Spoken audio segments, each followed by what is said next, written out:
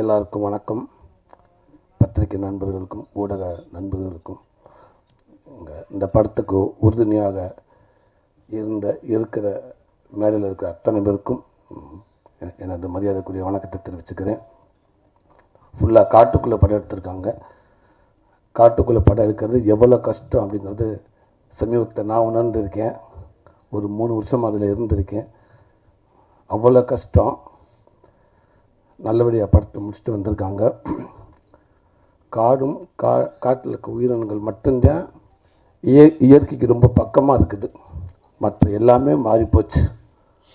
அதை பற்றி படம் எடுத்திருக்காங்க. அதுவும் ஒரு குழந்தைகள்லேருந்து பெரியவங்க வரைக்கும் போய் சேர விதமாக படம் எடுத்திருக்காங்க. ரொம்ப சந்தோஷமாக இருக்குது. ஊருக்குள்ளே யானை பூந்துருச்சு, கரடி பூந்துருச்சு, புலி சிறுத்தை பூந்துருச்சு அப்படின்ட்டு நம்ம நியூஸ் பார்த்துருக்கோம். உண்மையாக சொல்லப்போனால் அதுகள்லாம் அங்கே தான் இருக்குது. நாம தான் அதுகளுக்குள்ளே பூந்துட்டோம்னு நினைக்கிறேன். அதுதான் உண்மை. அப்படி இருக்கிறப்ப அந்த காடும் அந்த காட்டில் இருக்க உயிரினங்களையும் அதில் பராமரிக்க வேண்டிய கடமை நம்ம எல்லோருக்கும் இருக்கும்னு நினைக்கிறேன். அதை எப்போ நம்ம அதை பத்திரமா அதை நம்ம பாதுகாக்க வேண்டிய பொறுப்பில் இருக்கிறோம். அப்படி ஒரு விஷயத்தை சொல்லி இந்த படம் எடுத்திருக்காங்கன்றது எனக்கு தெரியுது, நம்புகிறேன். இது எல்லாத்துக்கும் போய் சேர வேண்டிய கருத்து. அதுக்கு என்னோடய மனமார்ந்த வாழ்த்துக்கள் அத்தனை பேருக்கும். இயக்குனர் சார், உங்களுக்கு மனமார்ந்த வாழ்த்துக்கள். ஒரு நல்ல படத்தை எடுத்திருக்கீங்க, நல்ல கருத்தை எடுத்திருக்கீங்க. எல்லாத்துக்கும் போய் சேர வேண்டியது, பார்க்க வேண்டிய ஒரு படமாக அந்த படம் வந்திருக்கு, எடுத்திருக்கேன்னு நினைக்கிறேன். ரொம்ப சந்தோஷம். வாழ்த்துக்கள்ங்க சார். அது யுவன் சங்கர் ராஜா இருக்கார். மேலும் இந்த படத்துக்கு ஒரு பெரிய பலம். என் தம்பி புகழ் எப்படி சொன்னானோ, யுவன் சார் இல்லை உள்ளே இருக்கார் அப்படின்னு சொன்னால் அவ்வளோ சந்தோஷமாக இருந்துச்சு அப்படின்னு சொன்னால் அதே உண்மை. அதே மாதிரி சமீபத்தில் இப்போ எனக்கு கருடன் படத்தில் பிரதர் ஒர்க் பண்ணுறாங்க.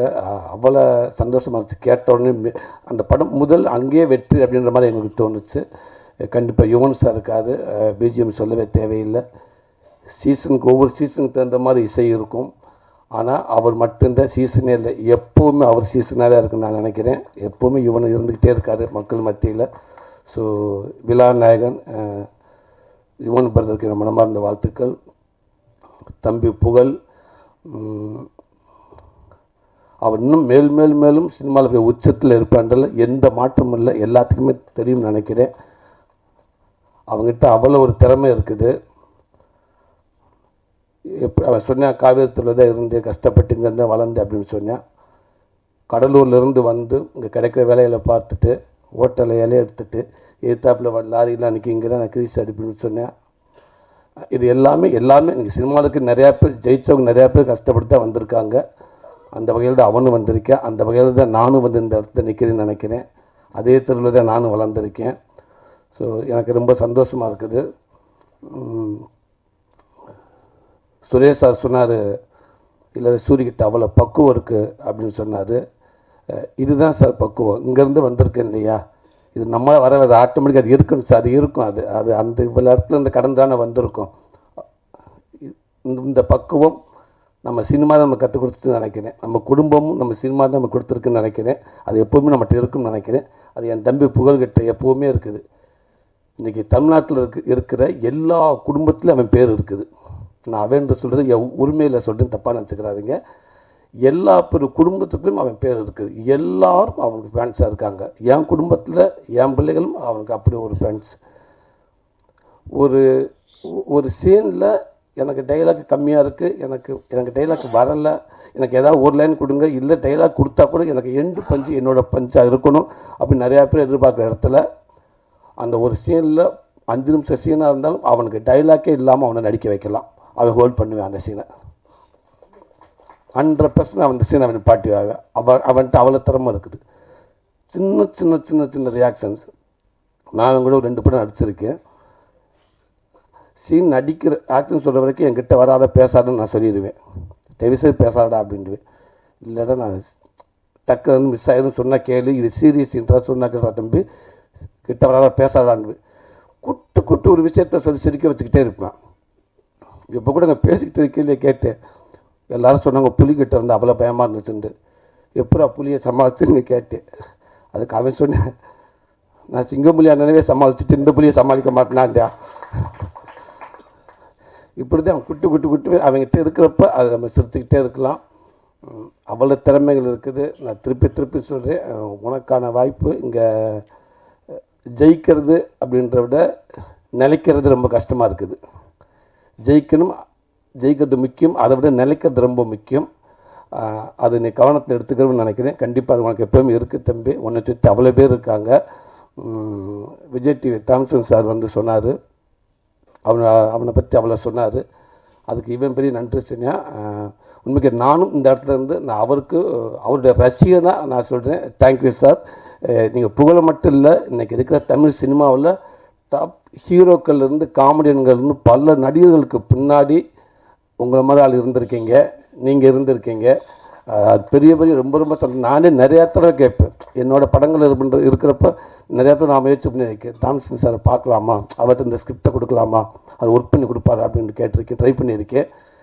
ஆனால் அவரை சுற்றி அவ்வளோ கூட்டம் இருந்துக்கிட்டே இருக்குது. கண்டிப்பாக அதுக்கான வாய்ப்பு இல்லை. ஏன்டா அவர் விஜய் டிவியில் கண்டினியூவாக ப்ரோக்ராம் பண்ணிகிட்டே இருக்காரு அப்படின்னு தான் நான் கேள்விப்பட்டிருக்கு. வர முடியாமல் இருந்திருக்கு. இப்பவும் சொல்லிட்டு அது ரொம்ப ஒரு பெரிய பாக்கியம் சார். அத்தனை பேருக்கும் வாழ்த்துக்கோங்க சார். இன்னும் நிறையா புகழை, இன்னும் நிறையா அந்த மாதிரி நிறைய ஹீரோக்களை, நிறையா காமெடிலாம் நீங்கள் உருவாக்கிட்டே இருங்க சார். கண்டிப்பாக சார். மிகப்பெரிய அடையாளமாக இருக்குன்னு நினைக்கிறேன்.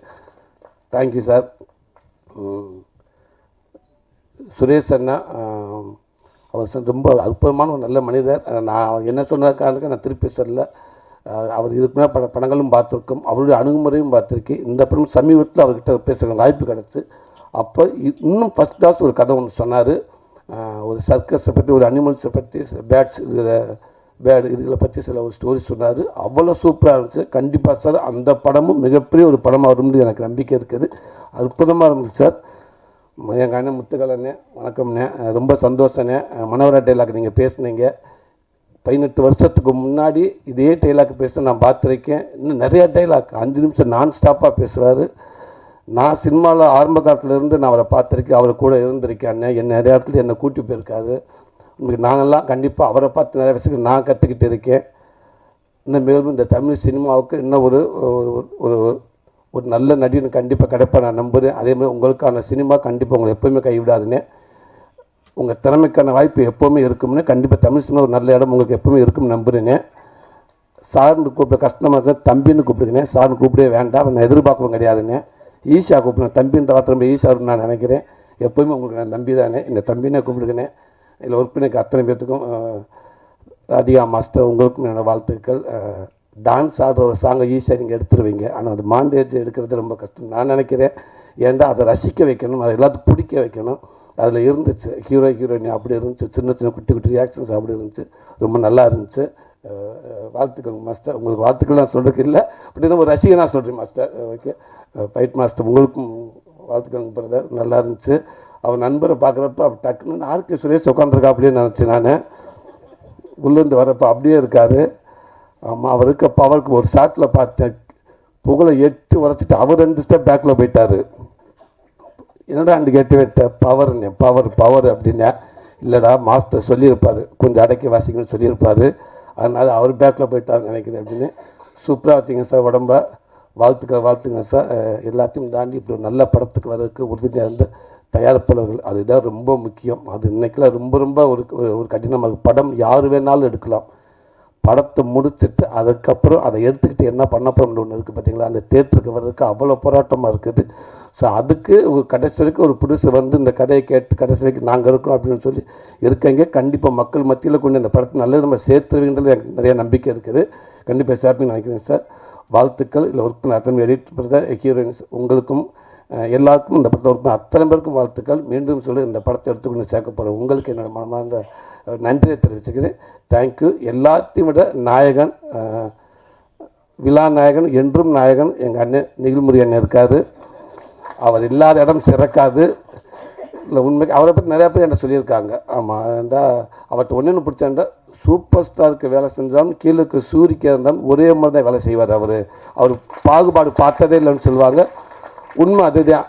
அது இப்போ பார்த்தீங்களா, வந்ததுலேருந்து அவன் வந்து என்னை ஒரு தடவை தான் கூப்பிட்டான் புகழ். நேற்று 2 தடவை செவ்வா தம்பி வந்திருந்தான்னு சொல்லிட்டு, அதுக்கப்புறம் அந்த நம்பரை மனுஷன் அவன் அப்படி இங்கே மாற்றி விட்டான். என் நம்பர் அன்னைக்கு இருக்குது. சாயந்தரம் ஒரு 4 மணிக்கு ஆரம்பித்தாருங்க, ஒரு 100 ஃபோன் பண்ணியிருப்பார். உண்மைதான். அண்ணே நான் வந்துட்டுன்னு சொல்லிட்டேன். இல்லை கிளம்பிட்டீங்களா, எங்கே கிளம்பிட்டீங்க? இங்கே டைஸாக இருந்து கிளம்புனேன். ஓகே கட்டு திருப்பி 2 நிமிஷம் எடுத்து அண்ணே வந்துட்டிங்களா? வந்துட்டேன். அவ்வளோ பண்ணி வர்றதுக்குள்ளே ரெடி வாங்க வாங்க வாங்க வாங்க. உண்மைக்கே இப்படி ஒரு அற்புதமான ஒர்க்கர்ஸ் எனக்கு தெரிஞ்சு பார்க்கவே முடியாது. ஆனால் அவர் கூப்பிட்றப்ப அது ஒரு அன்பாக இருக்கும்.